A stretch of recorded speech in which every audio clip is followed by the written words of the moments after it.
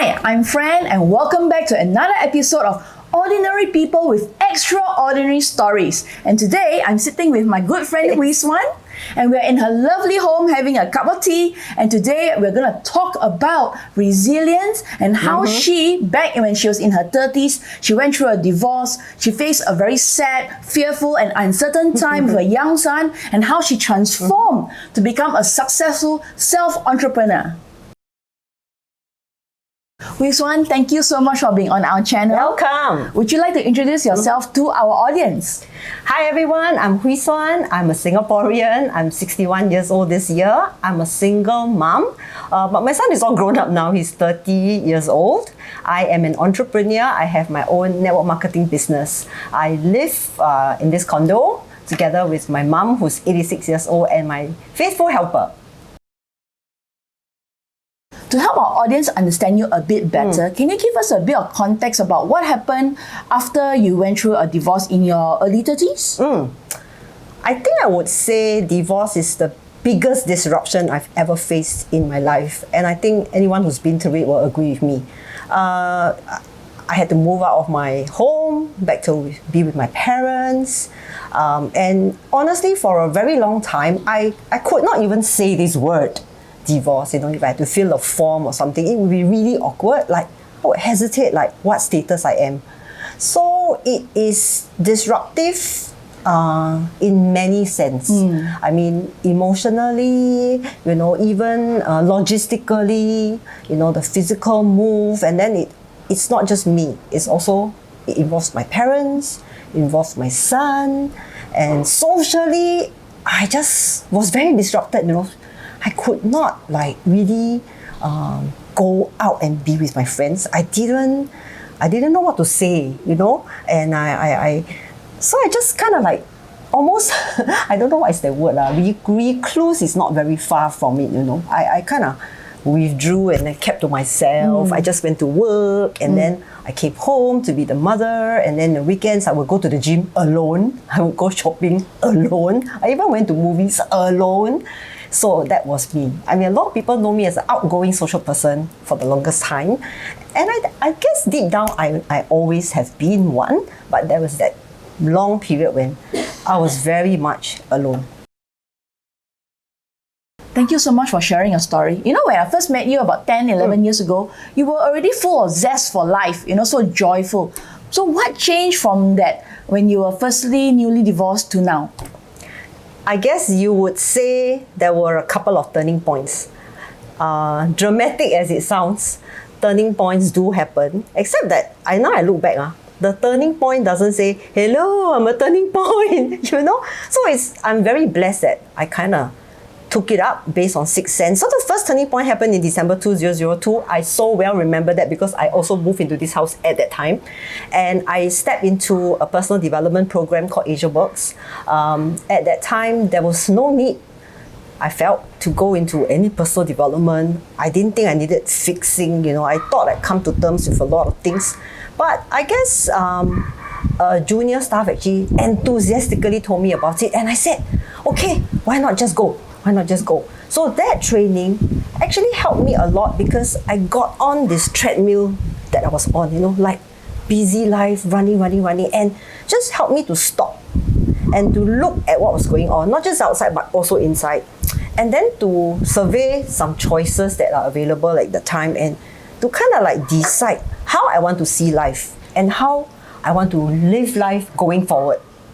The second turning point came soon after, when I encountered a new business, the network marketing business. And it was through someone that I knew from AsiaWorks. So that business actually caused me to look at the second half of my life and choose how I want it to be. So I started to plan for my retirement. So I guess you could say retirement was very far away from my mind at that point, but I wanted to look at it because I wanted to plan for it. So that first turning point, the AsiaWorks, and the second turning point, network marketing, brought a whole new community of people into my life, which further changed and enhanced my life. People that are not part of my usual civil servant existence, and maybe not part of my church kind of gang. So unusual people, forward-looking people, some a bit quirky people, very adventurous people, definitely. But you know, it was like a brave new world opened up for me. Yeah, and actually that's how I knew you as well in Asia Works. Yeah. So now you're an entrepreneur. What do you enjoy most about being one? I actually enjoy the flexibility of time. Okay. I love that because it's about being able to choose when I want to do what and with who I want to do the things with. Yeah, so this flexibility of time is not something that I think as an employee I could really fully enjoy, right? So now that I'm an entrepreneur, I find that this is the most precious thing. So I could be there for my son, you know, when he was still in school. I could drive him around, I could chit chat with him in the car, I could go out for meals with him, and all this until he was in NS and before he went off to uni. And with my parents, of course, bringing them to wherever they want to go. Now with my mum, like 3 times a week we go for physio, and after that we go for long lunches. When my dad was still around and he was, you know, had this suddenly want to be a baker, you know, aspiring baker, I could be his assistant. I could help him, you know, look for recipes and be his guinea pig. And later when he was not well, I was every time I was there with him throughout all his treatments. So flexibility of time is really a very big thing that I enjoy. And do you think that is something that people don't see when they were working? Yeah, it's true. Because when I was working, I honestly have very little time to like really think. You just need to get your work done, then you come home and then all these pressing things. And as all Singaporean mothers will know when you come back home, wow, there's homework, there's things here, there's this and that. So the second thing that I want to say, right? So first is flexibility. Second thing is, I never thought I would say this, but I enjoy the journey. The journey as an entrepreneur. Actually, I'm a very goal-oriented person. And I always want to get to the goal, get to the destination. So for a long time, I did not enjoy the journey because I'm just thinking, when do I get to my so-called next goal, my next success? Then I realized that the goal is not the goal. So why do I say that? Okay, let me use the mountain climbing analogy lah. So everyone who's ever climbed the mountain will know that the goal or the destination is the mountain top. But you know, when we get to the mountain top, there are days or there are times when I've been to the mountain top and there's no view because of the weather. There are times, 2 times at least, when I got to the top and I was too sick to enjoy the view. And I just can't wait to get down. Then I realized the goal is not the mountain top. It's not the summit. The goal is the whole journey.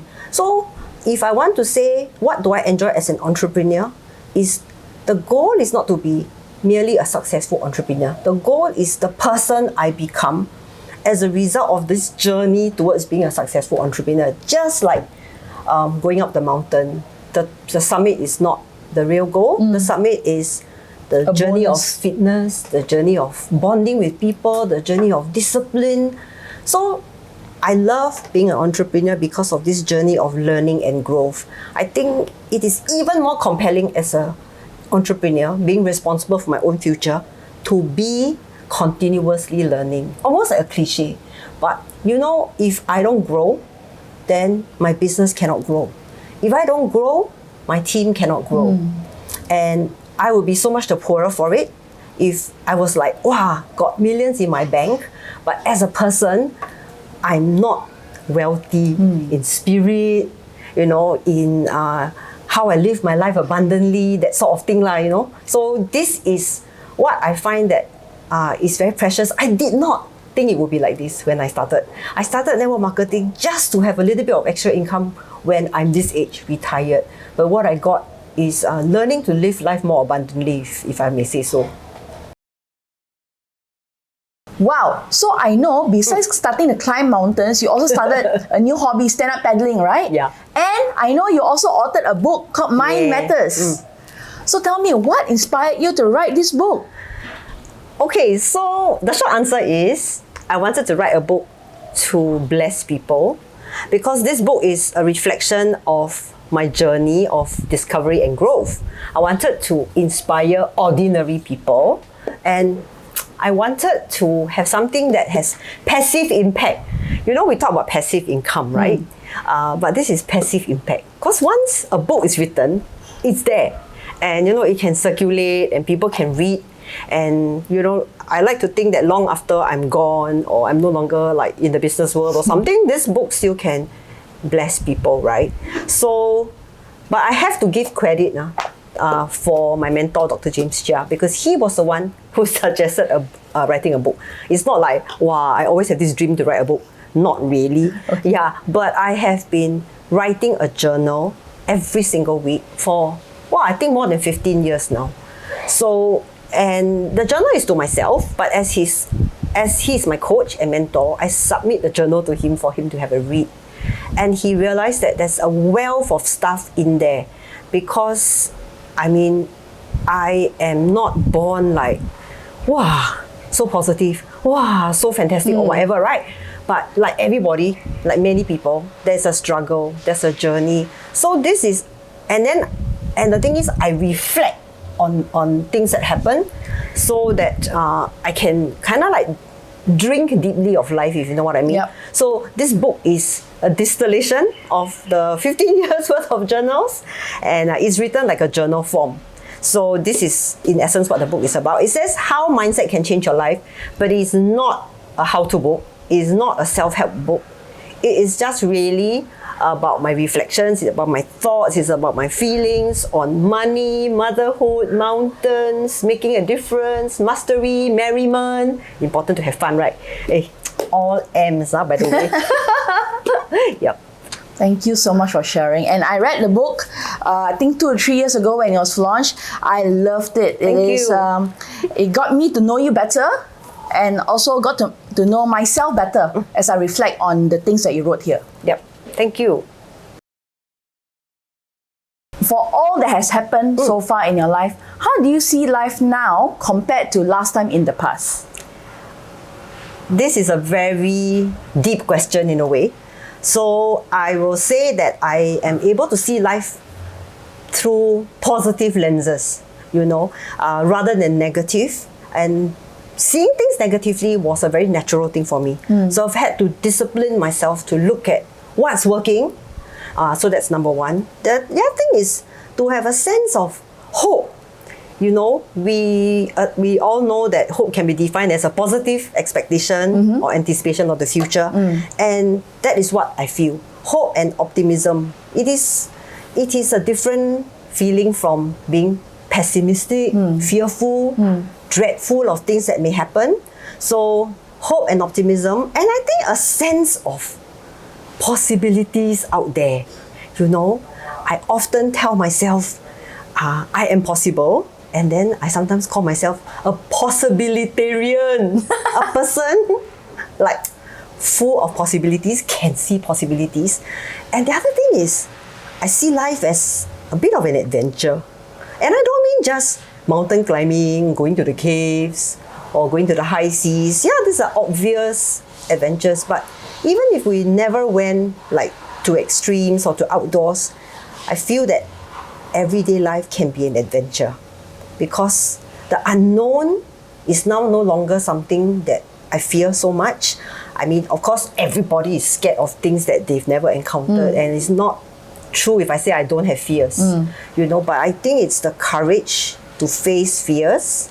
I think is also the courage knowing that I know there are people out there who will support me as well, because like I don't go this journey alone, right? So what's there to fear if you have a team, you have people to support you.